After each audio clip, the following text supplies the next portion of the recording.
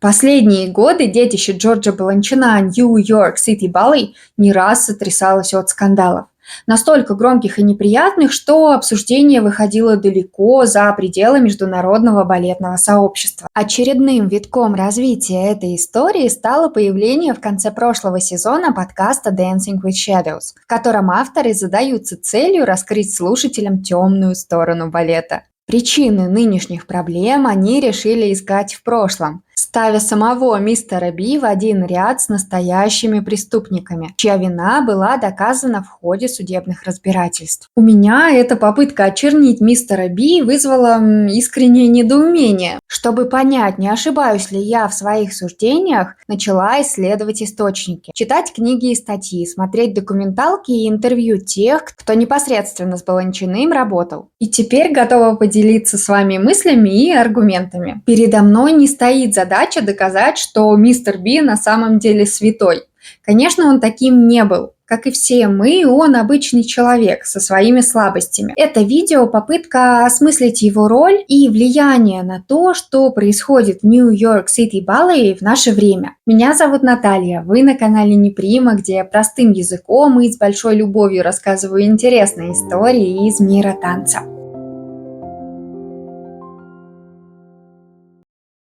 Прежде чем последовательно разбирать претензии, стоит все-таки кратко поговорить о том, кем вообще был Джордж Баланчин, как человек и как творец, понять масштабы его личности.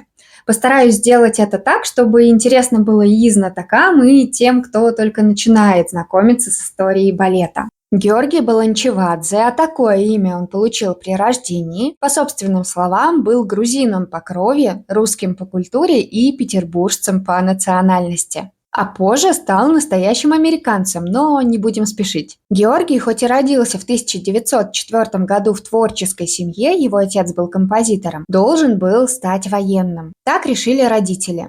Но по воле случая они привели мальчика в училище слишком поздно. Класс в тот момент уже был набран. Оставшегося не при деле Георгия заодно с сестрой Тамарой отвели на просмотр в Императорское театральное училище. К удивлению родственников, мальчика охотно приняли, а вот девочки отказали. В те голодные годы училище одевало и кормило своих воспитанников. Поэтому родители смирились, и Георгий поступил. Позже он, всегда отличавшийся особой музыкальностью, также окончил консерваторию. Свою первую серьезную постановку юноша осуществил в возрасте 16 лет, а через некоторое время после окончания училища с группой танцовщиков-единомышленников решил отправиться за границу. С Баланчиным в Германию должна была поехать и несчастная Лидия Иванова, одна из героинь выпуска про балетный True Crime. Посмотрите, если пропустили. В этом деле было много тайн и загадок. В Европе Баланчин и компания начали сотрудничать с Сергеем Дягилевым, который и посоветовал подающему надежды хореографу взять более благозвучный для западного уха псевдоним – Джордж Баланчин. Под этим именем Баланчевадзе прославится. Под ним же проживет всю свою долгую и богатую на события жизнь. Поначалу Баланчин сам выходил на сцену, но, получив во время репетиции в 1927 году травму, не сильно расстроился и полностью сосредоточился на сочинении балетов. Самыми известными его постановками для русских сезонов стали «Аполлон Мусагет», «Блудный сын» и, пожалуй, «Кошка», зарисовка, которую с теплом вспоминают многие его коллеги. Кстати, Аполлон в том виде, в котором мы привыкли его представлять, появился только в 1957 году, уже в США. Оригинал 1928 года даже выглядел иначе. Так, покровитель искусства там носил златокудрый парик и тунику. Судьбу Баланчина изменил, как это часто с ним происходило, случай. В начале 30-х годов хореограф ездил по Европе с труппой «Балет 1933». Ее в подарок своей жене-балерине собрал миллионер Эдвард Джеймс. Лондонское выступление случайно увидел богатый наследник и страстный любитель искусства Линкольн Кирнстайн. Именно он позвал Баланчина в Америку. Именно он встанет с мистером Би у истоков School of American Ballet из 1948-го Нью-Йорк Сити Ballet. Баланчина называют одним из создателей феномена американского балета. И здесь очень важно понимать, что мистер Би не перенес великий русский имперский балет на американскую сцену. Нет, он не насаждал чужие традиции. Баланчин чутко чувствовал, что почва здесь другая, здесь этот цветок не прорастет. В одном из просмотренных мной фильмов танцовщик NYCB здорово подметил, что так называемый баланчиновский стиль – это стиль самого города Нью-Йорка. Он безумно динамичный. У Баланчина артисты танцуют на каких-то невероятных скоростях, это правда. Для наших танцовщиков многие его постановки именно в смысле скорости задачка со звездочкой. Исследователи даже утверждают, что балерины, в основе репертуара которых лежат постановки Баланчина, стаптывают в 2 раза больше пуантов, чем представители, например, русской или французской классических школ. Такая яркая и говорящая деталь. У американцев это получается действительно очень органично. Американские балерины 30-40-х годов не сильфиды 19 века. Это бойкие, современные, спортивные девушки. Они прыгучие, им отлично даются сложные вращения. Американцы ценят в танцовщиках атлетизм, что само по себе совсем неплохо, просто не очень нам привычно.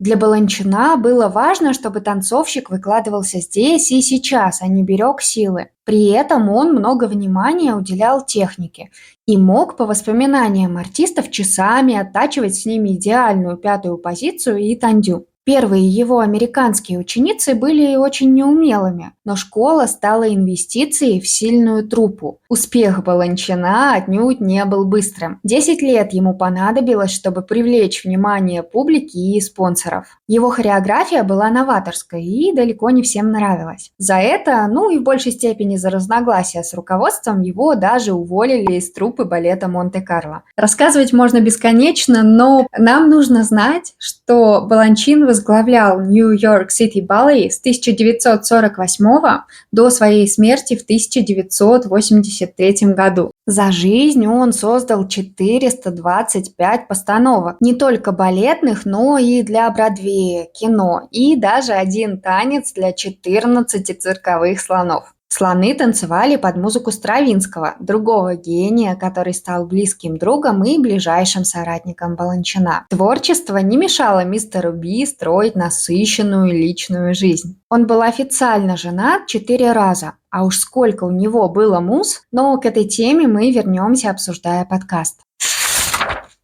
Итак, авторы Dancing with Shadows обращаются к громким и скандальным историям, прогремевшим на весь мир в 2010-х. Фигурантами дел были танцовщик и преемник Баланчина Питер Мартинс, возглавлявший труппу в течение 30 лет, и молодой премьер Чейз Финли. Последний попался на том, что делился в чате с другими артистами и патронами NYCB интимными фотографиями и видео своей девушки Александры Уотербери. Без ее согласия, естественно. Талантливый, прекрасный балетный принц, золотой мальчик, любимец глянца и зрителей. После разбирательства он навсегда ушел из балета. Что касается Питера Мартинса, его не раз обвиняли в жестоком обращении. Один раз он даже был арестован за избиение своей жены, балерины Дарси Кислер. В общем, у него были явные проблемы с управлением гневом. И в какой-то момент, когда гремело мету, все решили перестать молчать. Я не буду подробно останавливаться на этих историях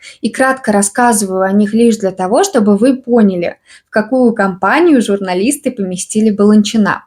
Что ж, давайте пройдемся по грехам мистера Би.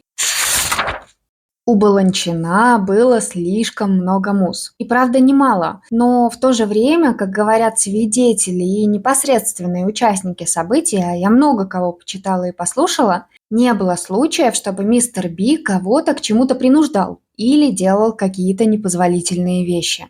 Возьмем, к примеру, его последнюю большую любовь и музу, для которой были созданы прекраснейшие спектакли Сьюзан Фаррелл. Между ними было 44 года разницы. Он был ею абсолютно очарован. А она действительно в каком-то смысле находилась в зависимой от него позиции. Ведь Баланчин – легенда, и к тому же ее босс. При этом, как бы Баланчину не хотелось, чтобы все было иначе, у них ничего не могло получиться. Поначалу из-за того, что мистер Би был все еще женат на Танакиль Леклер, прикованный к инвалидному креслу. Он любил ее и оставался ей верен. А после ничего не могло получиться, потому что Сьюзан так решила. Он ее уговаривал, вроде как даже замуж звал, но никогда не переступал черту. Ни с ней, ни с другими. Еще одной музой, отвергнувшей мастера, была Аллегра Кент. Увлечение Баланчина ею создавало определенное напряжение в отношениях Аллегры с мужем. И ситуация была наверняка для всех непростая. Но опять же, Аллегра отказала. Никогда никакой близости между ними не было. Баланчин, судя по мемуарам знавших его людей, не был абьюзером. Ставить его в один ряд с тем же Питером Мартинсом несправедливо. Он никогда не бил женщин, не принуждал их к близости, но нет таких свидетельств. Из всего можно согласиться лишь с доводом о том, что отношения между руководителем и подчиненной – вещь, мягко говоря, непростая, и что положения действительно были неравными. Чувствовали девушки какое-то давление? Наверняка. Представьте себя в такой ситуации. Понятно, что это признанный гений, который может дать невероятный импульс для развития вашей карьеры. И вам, наверное, это совершенно естественно, захочется ему нравиться. С другой стороны, благодарность за все, что он для вас делает, как будто бы к чему-то обязывает. В общем, внутренний конфликт у девушек определенно не на пустом месте возникал. При этом слово «нет» Баланчин понимал. Были те, кто говорил ему «нет». Существует такой момент, который кажется мне яркой характеристикой самого Баланчина и его отношения к танцовщикам. Авторы подкаста, кстати, об этом не упомянули, а зря. Речь про творческое завещание. Мистер Би стал одним из первых хореографов, передавших права на разные спектакли разным танцовщикам, чтобы те могли после выхода на пенсию ездить по миру с мастер-классами, преподавать и получать отчисления. Если какой-то театр хочет поставить у себя балет Баланчина, он обращается в Баланчин Траст, и тот отправляет непосредственно на место репетиторов, несущих ответственность за сохранность и точность исполнения конкретного спектакля. Я вижу в этом проявление заботы. Баланчину было не все равно, что станет с его любимыми артистами в будущем. Хочется как-то подсветить этот факт.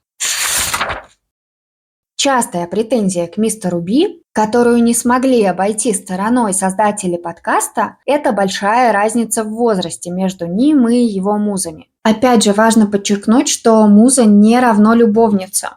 Он мог обожать балерину, ставить на нее спектакли, но при этом они не были в отношениях. Тут снова делается попытка эмоционально нас задеть, мол, смотрите, когда Аллегра Кент впервые встретилась с мистером Би, ему было 33, а ей 11. Да, это правда так, но в какой ситуации встретились-то? Она поступила в School of American Ballet, которую Баланчин возглавлял. Но между ними ничего не происходило. Ничего такого она не рассказывает, ни на что не жалуется. А авторы просто цепляются за цифры, как за потенциальный повод раззадорить слушателя. В смысле возраста между Баланчиным и его балеринами действительно была пропасть. Особенно, когда он вошел уже в зрелый и пожилой возраст. Баланчин явно любил молоденьких, и к этому можно по-разному относиться, неодобрительно в том числе. Но это не делает его преступником и не ставит в ряд с негодяями вроде избивающего женщин Питера Мартинса.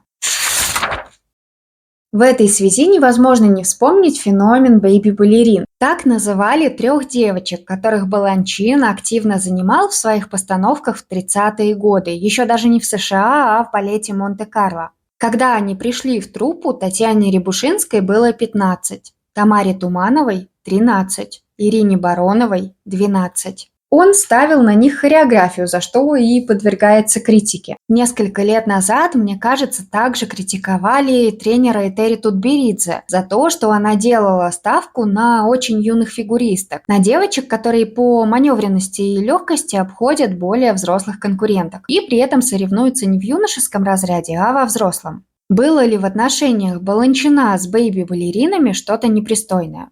Нет. Трио выступало в Европе, Америке, Канаде, в Мексике и на Кубе. Все девочки были под присмотром мам, а дальше их пути просто разошлись. Во время чтения материалов у меня сложилось впечатление, что это был какой-то эксперимент Баланчина как хореографа. Один из артистов вспоминал, что Баланчин вообще с непривычным для американцев уважением относился к детям. Старался занимать даже самых маленьких учеников своей школы в спектаклях. Помню свой первый выход на сцену в «Спящей красавице» Питтипа. С семьей Тамары Тумановой он был близок и в личной жизни. Как вспоминала сама танцовщица, мистер Би любил подолгу разговаривать с ее отцом. Найти упоминание о том, что у Баланчина с Тамарой или другими девочками были какие-то сомнительные отношения, мне не удалось. Вот слова Тамары Тумановой. Баланчин всегда очень уважал во мне артистку и предъявлял высокие требования к моей работе. Он ставил меня на свой профессиональный уровень, но был добр, никогда не повышал голоса. Он до конца своих дней был очень спокойным, с большой мягкостью. Для меня он был эталоном.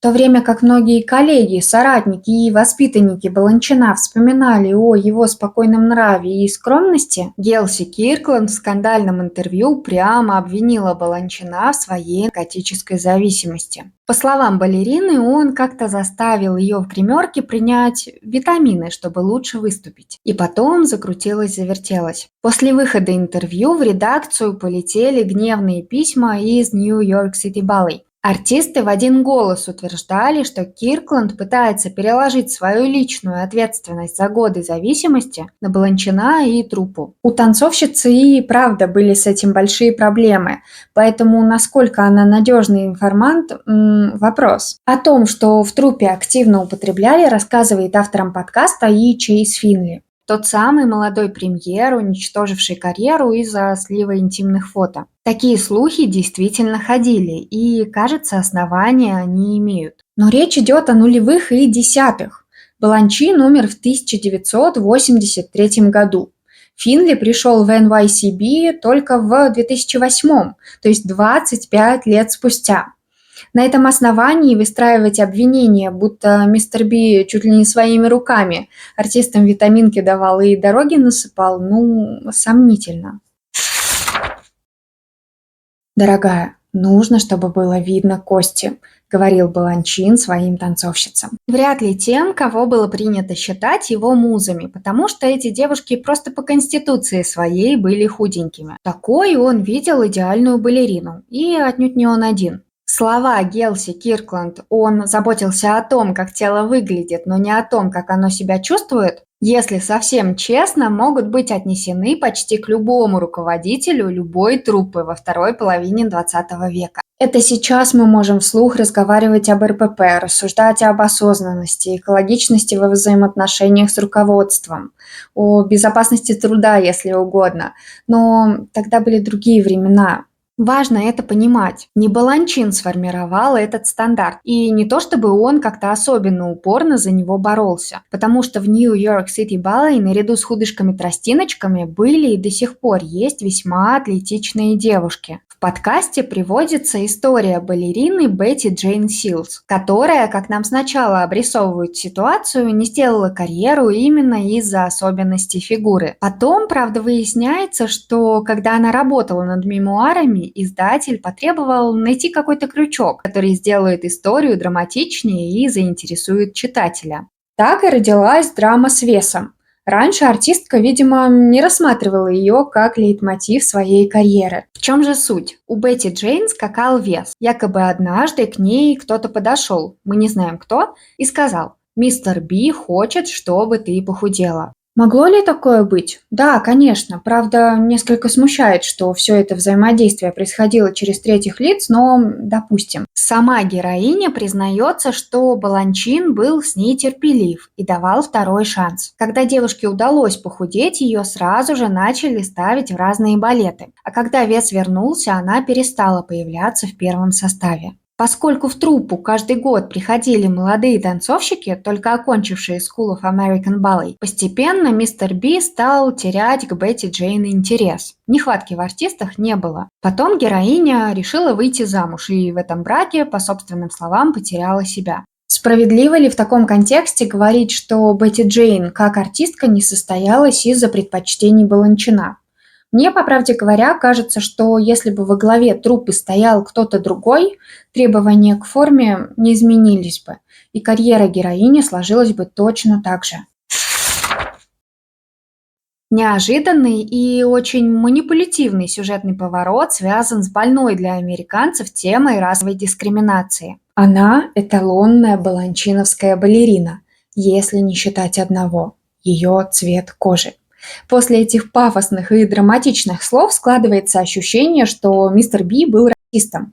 Но это неправда. Это натурально подтасовка фактов, позволяющая хайпануть на больной теме. Не приводится никаких конкретных примеров, но коннотация явно негативная. А что на самом деле? Баланчин одним из первых в балете начал принимать в свою школу темнокожих ребят и выводить их на одну сцену с белыми. В то время это действительно было большим и смелым шагом. Многие другие педагоги на, скажем, нетипичный контингент смотрели несколько свысока. Но не Баланчин. Среди его муз и жен была Мария Толчев, представительница коренных народов Америки. Вообще, если быть максимально точной, Мария смешанных кровей. Ее отец – вождь племени Осейджи, а предками матери были шотландцы и ирландцы. Ну, это особо ничего не меняет. На нее поставлено много прекрасных балетов, и она заслуженно считается одной из первых успешных женщин из индейских племен. Конечно, благодаря таланту, но во многом и благодаря Баланчину, который помог этому таланту раскрыться. Хореографа не смущало ни ее происхождение, ни экзотическая внешность, ранее считавшаяся неподходящей для классического балета. Он видел в Марии не дочь вождя, а, как и в других своих артистах, одаренную исполнительницу. В Артуре Митчелле, первом темнокожем артисте, достигшем ранга премьера труппы, Баланчин тоже заметил артистический потенциал. Специально для Артура и Дианы Адамс хореограф создал дуэт в вагоне, где контраст между сильным темнокожим мужчиной и хрупкой женщиной с алебастрово-белой кожей является осознанным творческим решением, усиливающим эффект. Когда Митчелл основал балет Гарлема, труппу темнокожих артистов, Баланчин поддержал начинание своего протеже и находил время для репетиций с его танцовщиками. Как видите, попытка отменить Баланчина при обращении к источникам и разборе аргументов терпит полный крах. Смотреть на него как на корень зла, из-за которого нью-йоркский балет увяз в череде скандалов, оснований нет. Но зато подкаст стал отличным поводом поговорить о мистере Би. Надеюсь, вы из моего рассказа узнали что-то новое и интересное. Пожалуйста, не забудьте поддержать видео своим комментарием и лайком. До встречи!